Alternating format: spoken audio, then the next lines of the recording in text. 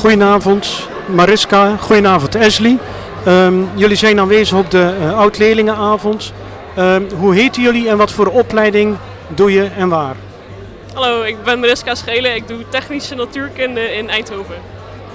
En ik ben Ashley Ras. Ik doe HBO-ICT in Eindhoven.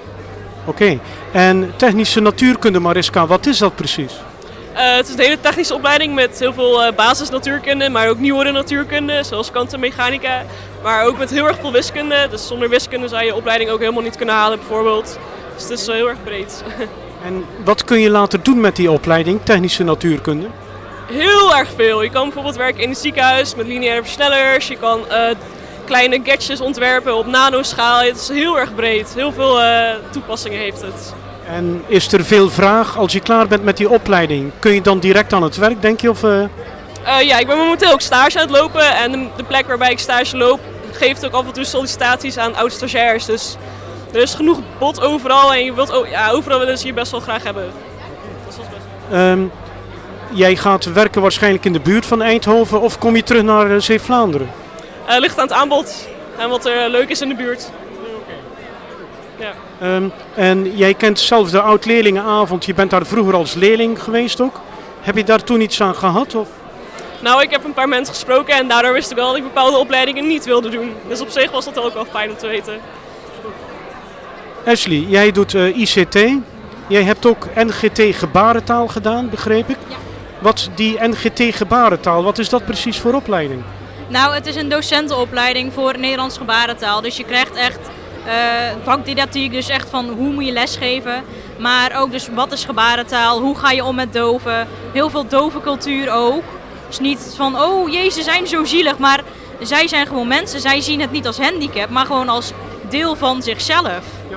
Dus dat krijg je meer te horen, dat je een andere denkwijze moet aannemen eigenlijk. En dat is de opleiding. En die opleiding is 4 jaar of 2 jaar? Ligt eraan wat je kiest. Ik heb een 4-jaaropleiding gedaan. Dus de voltijdopleiding. Ja. Je hebt ook gewoon een deeltijdopleiding. En die krijgt dan zowel het tolkgedeelte als de docentenopleiding een beetje samen gemerged zo. En daarna ben jij ICT gaan doen. Dat is eigenlijk heel iets anders. Waarom?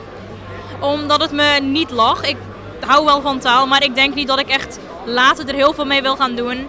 En ICT, dat lag me altijd wel. Ik vind het leuk om te programmeren. Plus er is meer baankans in. Wat voor mij ook wel een drijfveer was. Denk jij dat je met de opleiding NTG gebarentaal nog iets gaat doen of niet? Nou ja, ik heb af en toe nog wel, ik werk nu heel veel met andere mensen. En ik heb af en toe nog wel dat ik dove mensen tegenkom. En dan is het wel fijn om gewoon met hun te communiceren zonder dat ze een tolk erbij moeten hebben. Dus het is wel fijn om het te kunnen, maar niet echt dat ik denk van oh, ik ga later alsnog docent NGT worden. En de ICT-opleiding, hoe lang duurt die nu nog? Die duurt ook 4 jaar. Ook 4 jaar. Ja. En die wil je wel afmaken? Ja, dat sowieso. Hoe is jullie naam? Welke opleiding doe je en waar doe je die? Ik ben Monique Dieleman en ik doe de opleiding Verlos- en Verpleegkunde. Dat doe ik in Vlissingen en in Antwerpen. En ja, dat was het, ja. Ja, en ik ben Mandy Robijn en ik doe hetzelfde. Okay. Dus ook verloskunde, verpleegkunde, Vlissingen, Antwerpen. Ja. Welk onderdeel doen jullie in Vlissingen en welk in... We doen verpleegkunde in Vlissingen en verloskunde in Antwerpen. En hoeveel jaar doe je dan eerst verpleegkunde? Het is een beetje tegelijkertijd. We doen het eerste jaar is alleen verpleegkunde en het tweede jaar is allebei tegelijk. En dan volgend jaar hebben we 2 jaar verloskunde en daarna nog een jaar verpleegkunde. En is het een zware opleiding, Marieke, of niet? Ja, het is op zich wel een beetje aanpoten. Omdat je bij allebei die opleidingen doet, dus je moet dubbel zoveel leren en dus dubbel zoveel lessen. Dus het is wel zwaar, ja. Nu staat er hier nog iemand die doet vroedkunde in Gent. Wat is het verschil? Nou ja, eigenlijk op zijn Nederlands zeg je verloskunde en op zijn Belgisch zeg je denk ik vroedkunde. Dat is denk ik het enige verschil. Puur Vlaams. Ja, eigenlijk wel, ja. Vinden jullie het een voordeel dat je zowel in België als in Nederland studeert? Ik denk dat het wel een voordeel is. Je ziet 2 verschillende culturen, hoe je leert. Maar ja, ik vind het wel interessant om toch te zien hoe je anders leert daar. Ja.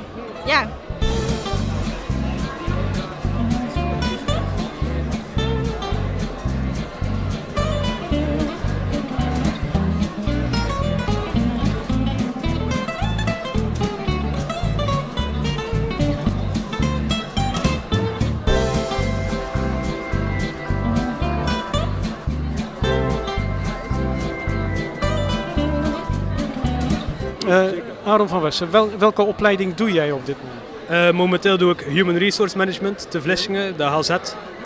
En wat houdt dat precies in, Human Resource Management? Je moet denken aan personeelszaken. Het is een mix van social work en BKR, dat is business management eigenlijk. Het heeft veel met de mens te maken in de organisatie, maar ook met de kosten en kosten in de organisatie. Voor de organisatie, ja, die de organisatie maakt. Aaron, ik weet van jou, jij hebt ook wel een andere opleiding gedaan. Kun je daar iets over vertellen en waarom dat niet beviel? Dat was een opleiding, dat was in Breda. Ja. En ja, ik zat in Breda en het was best een leuke opleiding, maar ik had heel weinig contacturen. En terwijl ik vrij was, zaten heel veel mensen, of ja, vrienden van me, die zaten gewoon in de les. Dus ik zat helemaal alleen in Breda. En ik vond het helemaal niks in Breda. Ik wou terug naar Zeeland, dus dan gaan we lekker naar Vlissingen. Dus jij hebt een bewuste keuze voor Zeeland-Zeeuw-Vlaanderen gemaakt. Ja. Human Resource Management, soort personeelswerk zeg je. Denk jij, als je klaar bent met die opleiding, dat je hier aan het werk kunt komen in de regio? Zeker. We worden echt opgeleid tot professionals die hier in de buurt aan het werk kunnen. We werken nauw samen met bedrijven hier uit de buurt. We hebben in het begin van het jaar samen met De Poter personeelsmanagement gewerkt. Ja. En dat is een uitzendbureau uit Axel, moet ik goed zeggen. En dan leer je mensen werven, mensen selecteren, vacatures uitzetten, cv's controleren.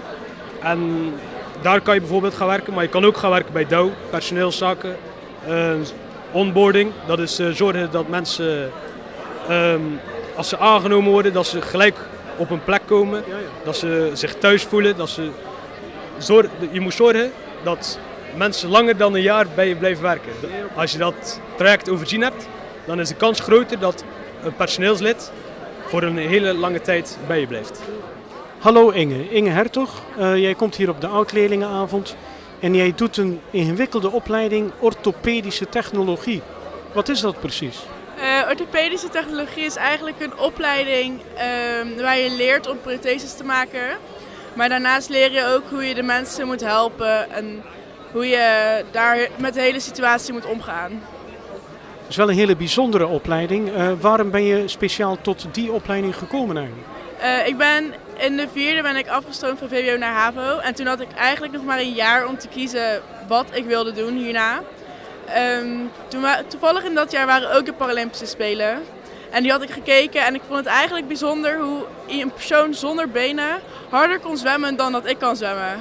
En toen ben ik gaan zoeken en ben ik eigenlijk bij deze opleiding uitgekomen.